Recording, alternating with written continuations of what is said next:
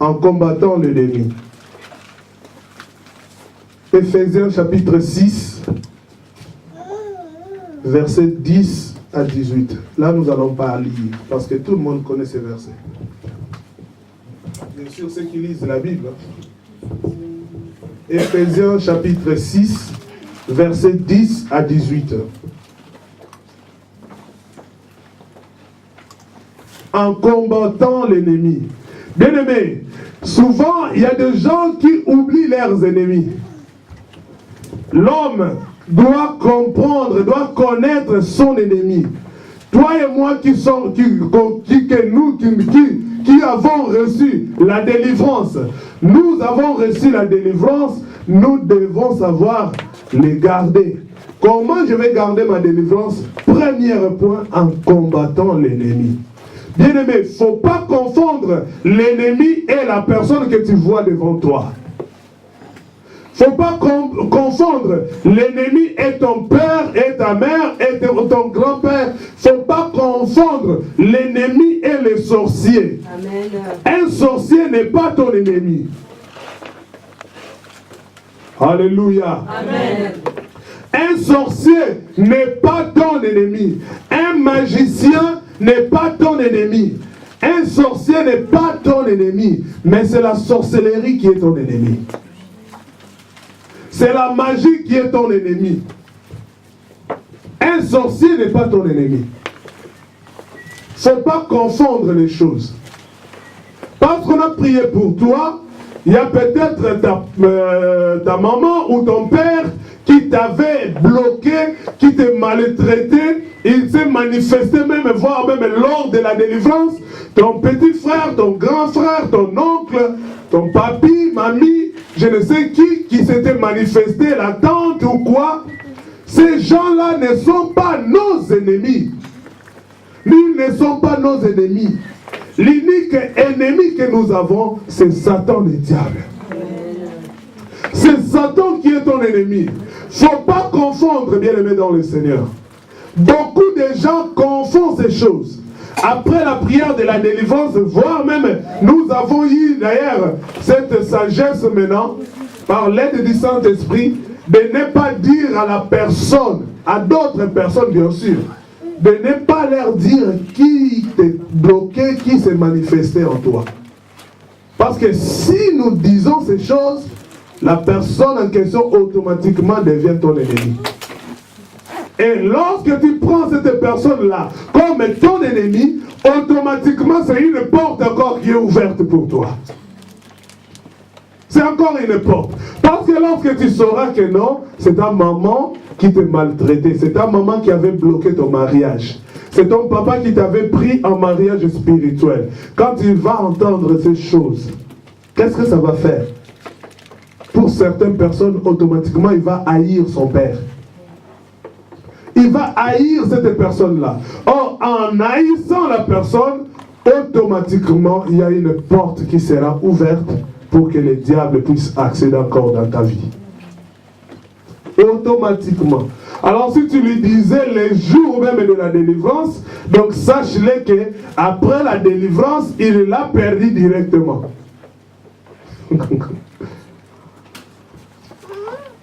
Jésus-Christ ne s'était pas trompé de son ennemi. En face de Jésus-Christ, il y avait Pierre. Il y avait Pierre qui cherchait à compliquer un peu la trajectoire de Jésus. Il dit, mais Seigneur, moi je ne peux pas permettre qu'on puisse te tuer. Moi, je serai là. Moi, je ne peux pas permettre qu'on vienne t'arrêter. En tout cas, avant qu'on t'arrête, il faut d'abord qu'on m'arrête, moi. Ah, moi, Pierre, je suis là. Non, jamais. J'ai un couteau avec moi. Je vais faire quelque chose. Tu verras, il y aura des sangs qui vont couler. Il disait toutes ces choses. Et Jésus lui regardait. Mais celui-ci, ce n'est pas ça. Ce n'est pas son travail, ce qu'il est en train de faire. Le jour où il a vu les gens qui étaient venus arrêter Jésus-Christ, automatiquement Pierre a fait sortir son couteau. Il a coupé l'oreille de la personne qui venait pour saisir Jésus-Christ. Alléluia. Amen. Il a fait sortir son couteau. Lui qui était disciple, Il a fait sortir son couteau, il a coupé l'oreille de la personne qui était venue arrêter Jésus. Jésus a vu ça. Quand Jésus voyait l'oreille qui tombait, Jésus a compris, oh bien, ce n'est pas ça, ce n'est pas ça. Jésus a ramassé l'oreille, il a remis. Ce n'est pas lui, ce n'est pas lui. Mais derrière lui, il y a une autre personne. Ce n'est pas la personne que tu es en train de couper l'oreille. Tu vas prendre la décision de ne plus parler à tes parents parce qu'ils sont des sorciers, parce qu'ils sont des malfaiteurs. Or, ils sont que des gens comme toi et moi. Il y avait un démon qui était entré en eux, un esprit satanique qui les pousse à faire tout ce qu'ils vous ont fait là. Dans la vie réelle, comme ça, moi je ne peux pas voir, je ne peux pas accepter mon fils ou ma fille souffrir. Même les sorciers aussi, c'est pareil. Ils ne peuvent pas accepter cela, que ma fille souffre comme ça. Mais il y a un démon en lui. Il est possédé. Il y a un esprit en lui qui lui amène à faire toutes ces choses. Alléluia. Amen. Si hier tu haïssais bien-aimé dans le Seigneur, change ta position. Alléluia. Amen. Quand Pierre était venu auprès de Jésus pour chercher encore à changer le destin de Jésus, Pierre voulait se lever contre Jésus. Jésus a compris que non, ce n'est pas Pierre. Derrière Pierre, il y a un autre esprit. Pour chasser, il n'avait pas chassé Pierre. Il n'avait pas chassé Pierre, arrière de moi. Non, il a dit Satan, arrière de moi. Il a dit arrière de moi, Satan. Il a pris l'autorité, non pas sur Pierre, mais sur l'esprit qui était en Pierre. L'esprit qui animait Pierre pour qu'il parle. Il s'est levé, il a pris l'autorité derrière cet esprit-là. Mais si c'était toi et moi, tu allais prendre l'autorité sur la personne.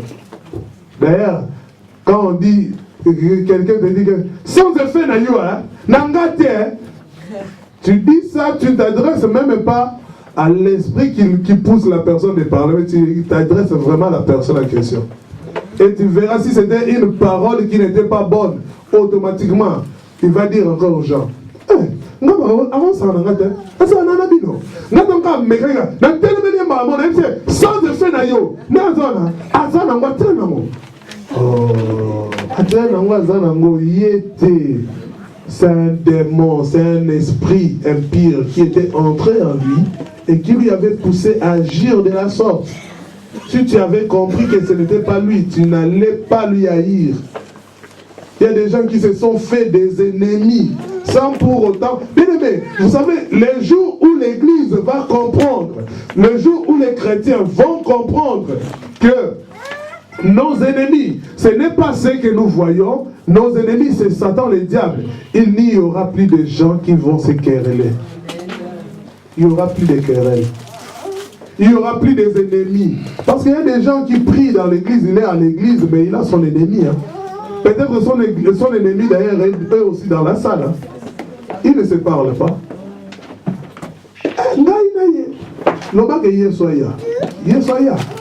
Attends, pour you déjà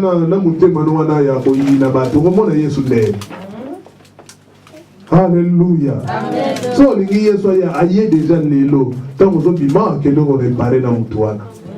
Alléluia. Amen. Deuxième point. Non pas seulement combattre l'ennemi, non pas seulement ne pas oublier ton ennemi, aussi vivre la seigneurie de Jésus-Christ. L'homme doit vivre la seigneurie de Jésus-Christ pour mieux garder sa délivrance. Nous devons vivre la seigneurie de Jésus.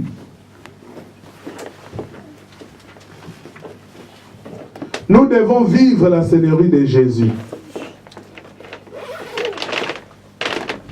Vivre la seigneurie de Jésus-Christ. Le dimanche passé, j'avais parlé ici, j'avais dit que Jésus, à recevoir Jésus comme comme Seigneur et Sauveur, cela veut dire quoi? Jésus comme Seigneur, c'est Jésus qui doit me conduire. Moi comme travailleur, Jésus comme maître. Moi comme élève, Jésus comme maître. C'est ça, avoir Jésus comme Seigneur. Si j'ai Jésus comme Seigneur, comme mon Seigneur, je dois faire des choses comme Jésus. Quand Jésus me dit de faire ceci, je dois accepter, obéir à la voix de ce Jésus qui m'envoie de faire quelque chose. Amen. Vivre la Seigneurie de Jésus-Christ, cela ne veut pas dire qu'avoir deux maîtres. Que Jésus est maître et moi-même aussi je suis maître. Ou Jésus est maître, Satan aussi est mon maître. Non.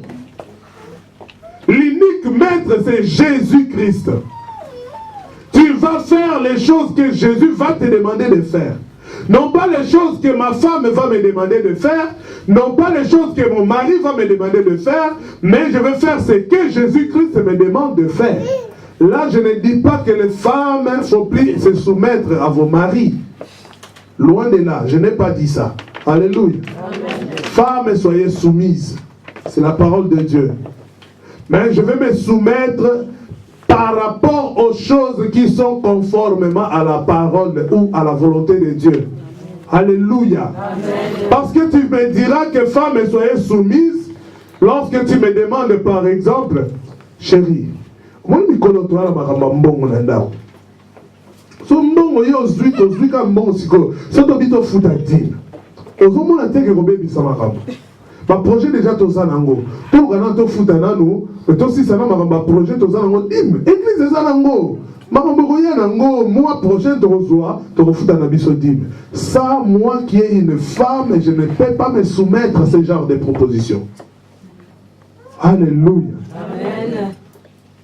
Je ne peux pas me soumettre à ce genre de propositions.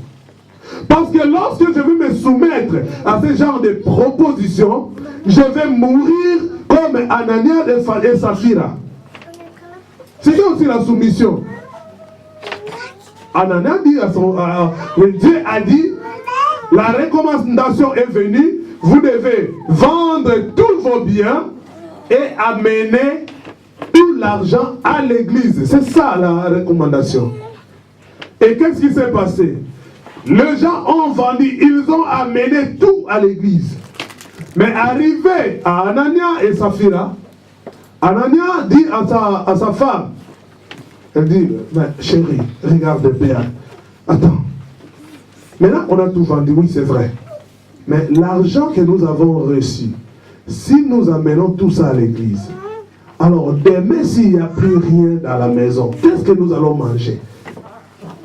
Tu sais que les enfants doivent partir aussi à l'école. Les Minerva, d'ailleurs, les cahiers, on n'a pas encore acheté. Alors, les sacs, n'en parlons même pas. On enlève d'abord une partie. Après l'autre partie, quand même, on va remettre à l'église. On va les déposer à l'église. C'est aussi quand même, on a quand même obéi. Ils ont oublié que la recommandation de Dieu était d'amener tout. Juste en retranchant le peu qu'ils avaient retranché, arrivé au temple. Là, il y avait Pierre. Toujours Pierre. Pierre leur demande au mari. Est-ce que ce que vous avez amené là, ce que vous avez apporté à l'église, dans le temple, est-ce que c'est tout?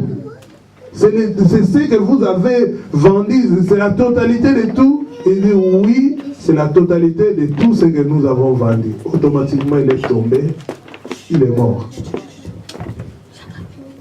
Ce n'est pas Pierre qui l'avait tué. Pierre avait juste posé la question pour savoir si c'est la vérité. Alors, lui, il est mort. Les gens étaient venus, ils ont transporté l'homme pour l'enterrer. La femme, elle arrive, on lui dit que ton mari vient déjà de mourir là-bas. Toi maintenant, tu es venu aussi, oui. C'est ce que tu apportes, oui. Est-ce que tout ce que tu as apporté là, ton mari vient de mourir parce qu'il a dit que c'est tout ce que vous avez vendu. Toi aussi, c'est la vérité, vraiment. Tout ce que tu as porté là, c'est ce que vous avez vendu. Lui aussi, il accepte. Elle dit, oui, c'est ce que nous avons vendu. Boum. Elle est tombée. Les mêmes gens qui avaient porté l'homme, c'est les mêmes gens qui ont venu transporter encore le corps de la femme. Alléluia. Tout ça à cause de la soumission. La femme ne pouvait pas mourir. Quand le tour de la femme était arrivé, elle pouvait tout simplement dire que non, en tout cas, mon mari qui m'avait dit qu'on dit que tout c'est tout, mais on a gardé d'autres choses à la maison. Elle allait tout simplement dire la vérité. Mais à cause de ce manque de vérité, elle est morte. À cause de la soumission. Alléluia. Amen. Soyons soumises dans des choses qui glorifient Dieu. Amen. Si cela ne glorifie pas Dieu, il ne faut pas te soumettre. Hein, maman pasteur? Ah. Si, oh non, parce que papa, tu sais, moi je suis pasteur. Hein? C'est moi qui commande quand même. Tu dois comprendre. Si ce n'est pas conformément à la volonté de Dieu, dis non, papa pasteur, je ne vais pas me soumettre. Ah oui. Là, j'ai pris juste une petite, un petit exemple. Lisons un peu Galates chapitre 2, verset 20.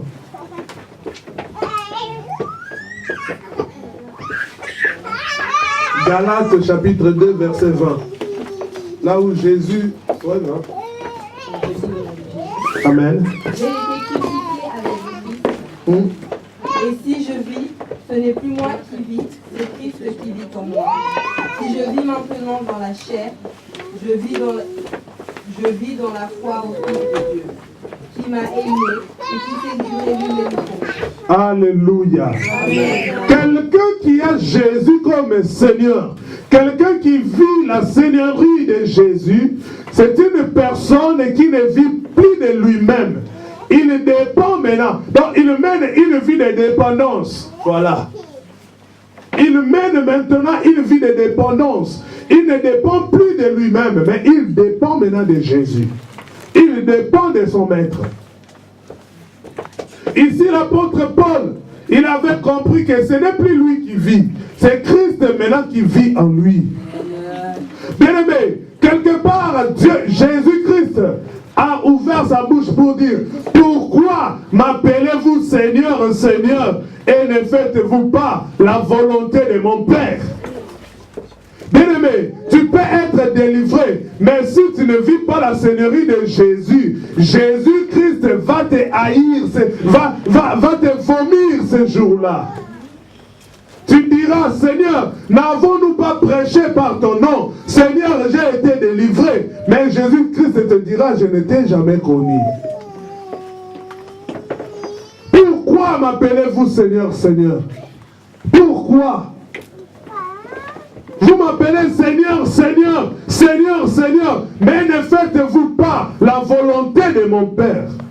Bien-aimé, dans la pensée de Dieu, dans la pensée de Jésus, c'est que l'homme doit faire la volonté de Dieu. Tant que tu ne fais pas la volonté de Dieu, tu ne vis pas la Seigneurie de Jésus. Jésus lui-même, il est descendu sur la terre comme un modèle. Il s'est livré. Il a accepté de suivre les normes, les choses qu'on lui avait données de la part de son Père. S'il a marché ici sur la terre, il n'a point commis le péché. C'est à cause de l'obéissance de la voix de son Père. Aujourd'hui, bien-aimés dans le Seigneur, nous cherchons la délivrance. Oui, c'est bien. Mais après la délivrance, nous devrons suivre, marcher, vivre la Seigneurie de Jésus-Christ. Alléluia. Lorsque tu garderas la Seigneurie de Jésus, bien-aimé, juste ces deux points, si j'entrais dans la profondeur, nous n'allons pas finir aujourd'hui. Nous allons dépasser encore des heures. Mais je suis en train juste de te donner une partie pour que toi-même tu ailles lire encore et approfondir cette connaissance. Alléluia. Amen. Un enfant de Dieu délivré, pour garder sa délivrance, il doit non pas seulement combattre l'ennemi, il doit vivre aussi la seigneurie de Jésus. C'est la base même de la vie chrétienne.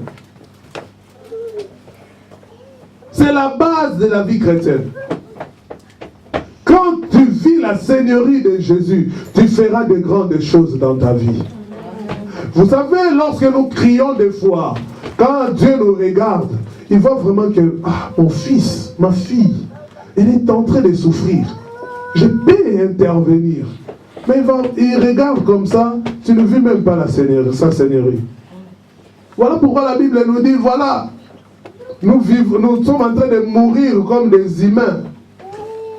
Nous qui sommes des petits dieux, nous qui sommes des dieux. Mais aujourd'hui, nous mourons comme des humains. Vous savez pourquoi nous mourons comme des humains? Parce que nous ne vivons pas la seigneurie de Jésus. Alléluia. Quelqu'un qui vit la seigneurie de Jésus, c'est la personne qui est entre les mains de Dieu. Quand nous sommes dans ma boko na nzambe, si on va nous faire la masumu à mon déguenini na ma boko nzambe.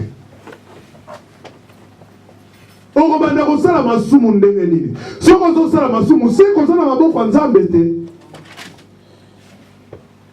Tu n'es pas entre les mains de Dieu.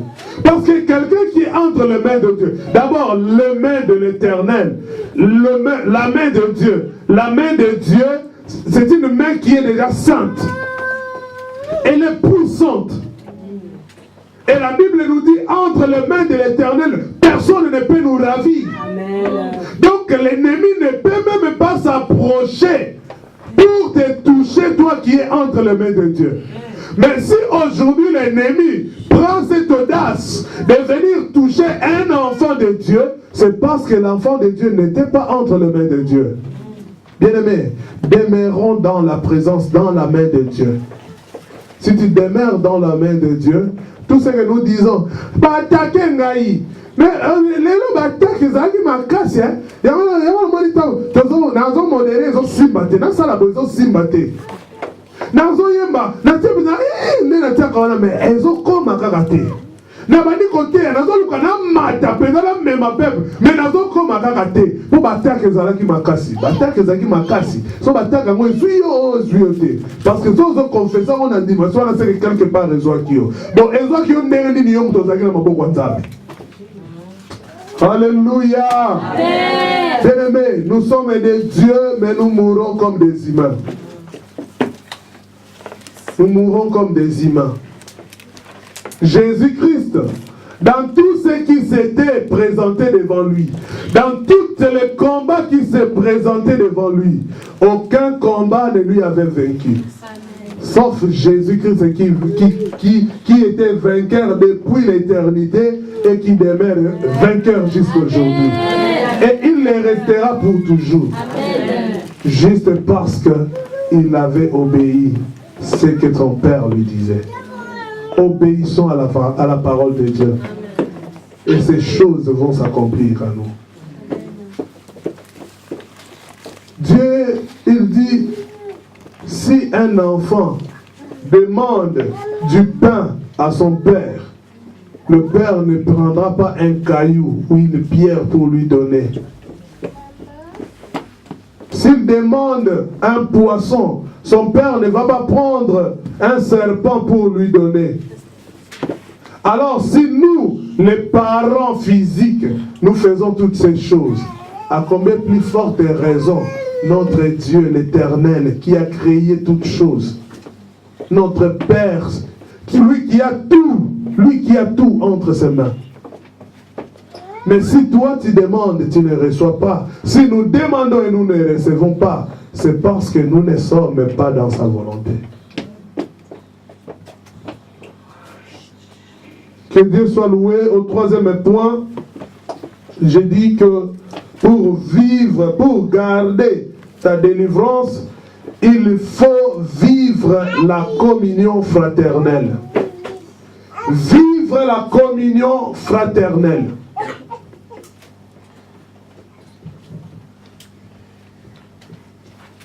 Vivre la communion fraternelle. Bien-aimés dans le Seigneur, la communion fraternelle, vivre la communion fraternelle ne se passe pas en dehors de l'église. Communion fraternelle, c'est dans l'église. Nous devons vivre la communion fraternelle dans l'église. Ce que les gens font en dehors de l'église, ce sont des moziki. Ah, ils sont tous ensemble, allez-y voir. Là où ils sont ensemble, tu verras, il n'y a que des matongi, il n'y a que des songi, il n'y a que des kofinga baninga, il n'y a que des kochola, il n'y a que des mauvaises paroles, il n'y a que des mauvaises choses, il n'y a que des mauvaises pensées. Il peut critiquer quelqu'un juste à cause de son habillement. Cependant, ils oublient que la personne, il n'a que ça. Mais lorsqu'ils vont commencer à détailler, tu ne vois pas, tous les jours, ils portent seulement ça. Tu ne vois pas que ça tous les jours, ils ne changent pas. On te donne un nom, je ne sais pas quel nom ils vont te donner. Tu peux être là, on t'appelle par ce nom-là, sans pourtant savoir que c'est à toi qu'on est en train de... C'est toi qu'on est en train de lancer. Que Dieu nous aide. Hein? Amen. Surtout à l'église, les fidèles. Vous êtes là, si moi le pasteur, je commence à vous critiquer, mais c'est grave encore. C'est plus grave. Oh,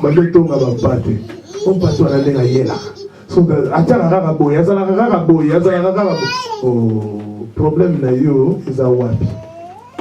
Comme pas te comme azana ma kokite au télé na chaîne, aya ko répondre. À répondre il y a un message ils ont un problème dans journaliste. Il y a un presse. Il y a un presse. Tant que bana ko finga na ko cholana. Il y a nani ko kende makasi. Il y a un presse. Pour y relancer une mission, mon kill mobile yo qui envoie la fois. Il y a le temps que banda obenga na téléphone unité aussi là.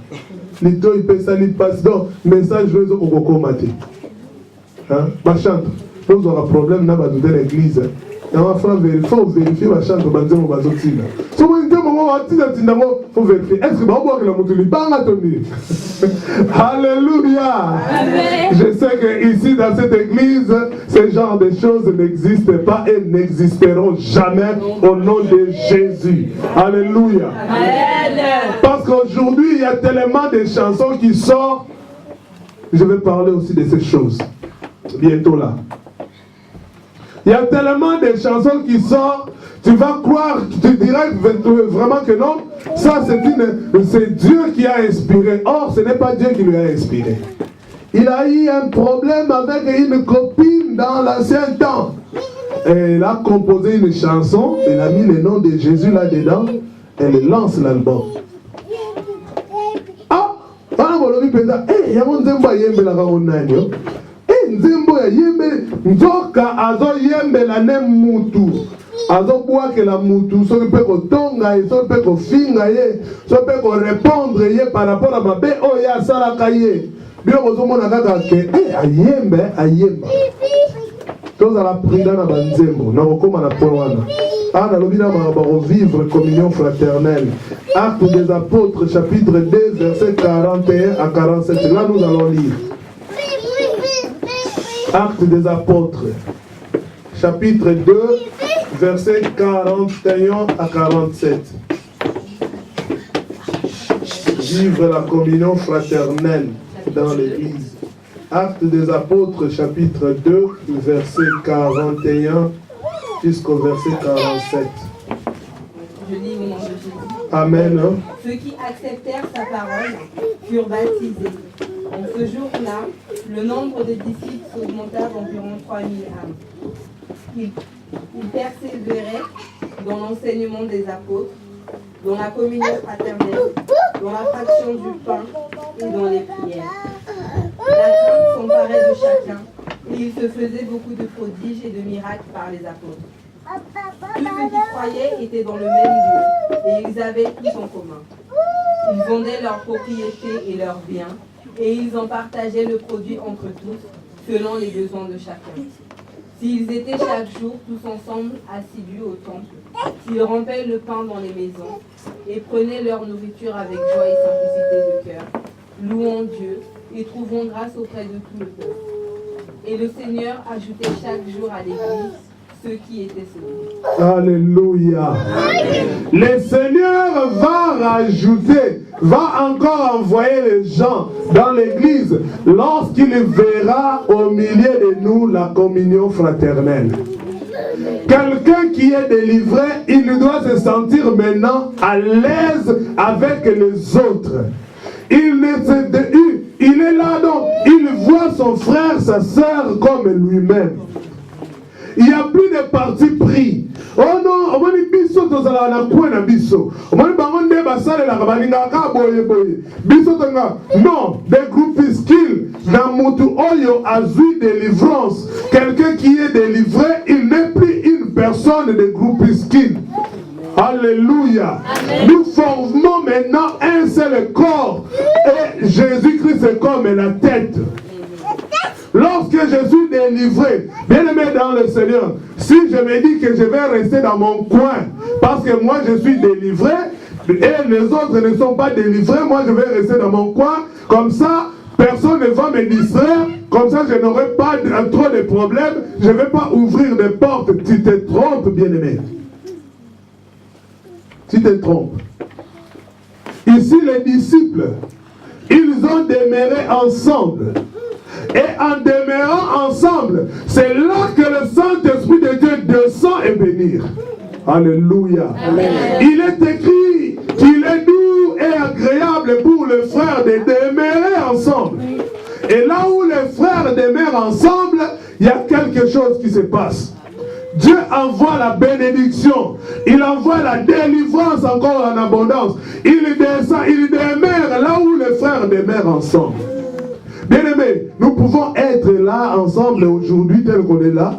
Peut-être physiquement nous sommes ensemble, mais spirituellement chacun en son coin.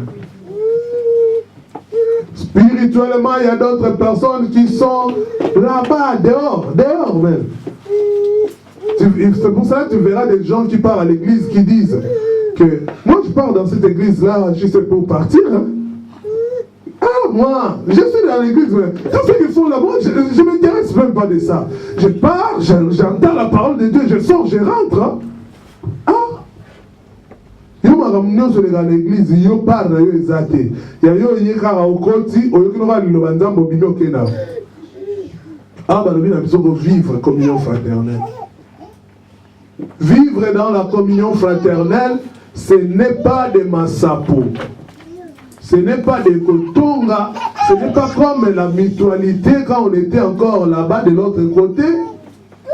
Ce n'est pas comme des moziki lorsqu'on était là. Parce que là, quand on se rencontre, il n'y a pas question d'ouvrir la parole de Dieu. Mais aujourd'hui, si nous vivons dans la communion fraternelle, lorsque nous allons nous retrouver, la première des choses que nous allons faire, celui qui a une prière va lancer la prière. Celui qui a un cantique, il va chanter. Celui qui a une exhortation, il va exhorter. Alléluia. Amen. Maintenant, c'est la parole de Dieu qui va régner dans vos rencontres. Là où vous allez vous rencontrer, il y aura maintenant Dieu qui va régner.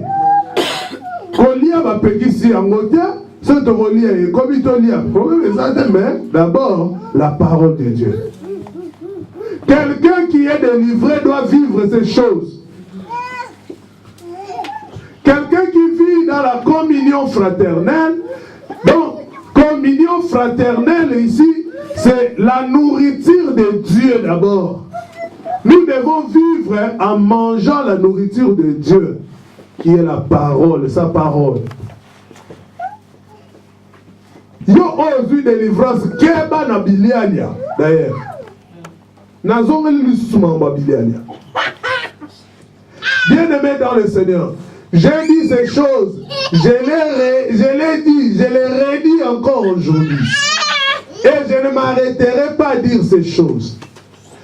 Keba na biliania. Yo oyo zui délivrance na yo. Keba na biliania. Nanzela biloko kolia. Batembele bateka ba ministère. Nanzela biloko kolia. Batembele bazwa kindoki. Nanzela biloko kolia bazwa ba envoûtement. nazongeli koloba so moninga na ndako na yo soki nasenga biloko ya kolia te kopesa nga biloko na yo ya kolia te parce que kosala no perte nazala na gene te kopesa no nga biloko ya kolia te po ntango mosusu eza nango yo te mais eza nde molimo moko bo akoti asali numero. Alléluia. Amen. Yo ozwi délivrance, sache-le que le diable va te chercher dans tous les moyens.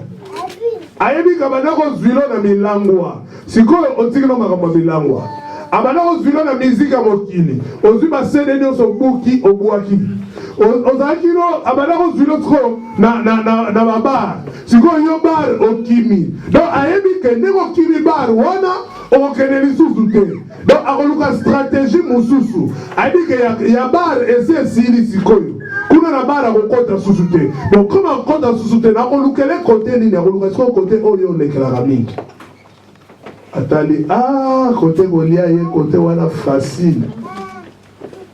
Donc monio kaka boya kolukelo peda frère ou bien sœur en Christ peda zalaka na rempli de l'onction. Alors ça la kaka bu akoti pas frère wana asalelio peda mo elubu. Otali obi oyo. Lorsqu'on met ça sur la table, tu n'as pas encore mangé, il y a déjà des salives qui sortent. Goût était conti déjà, donc il y a mon saranaté. Il y a bon. Alléluia. Amen. Quand tu vis dans la communion fraternelle, tu dois chercher à fréquenter une église réelle. Une église où il y a réellement Jésus, voilà. Il ne faut pas aller dans des églises Kendela, non. Va dans une église où tu sais qu'il y a réellement Jésus-Christ. S'il n'y a pas Jésus, n'allez pas. Je suis en train de parler sur comment garder ta délivrance. S'il n'y a pas Jésus, on est toujours au troisième point. Vivre dans la communion fraternelle. N'allez pas dans une église où il n'y a pas Jésus. Il faut aller dans une église où tu as vraiment la conviction que Jésus-Christ est là dans cette église. Si Jésus-Christ de Nazareth n'est pas dans cette église, n'y allez pas.